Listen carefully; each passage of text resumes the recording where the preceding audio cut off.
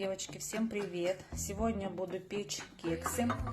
Нашла классную такую форму для кексов на Валбрис из антипригарного покрытия.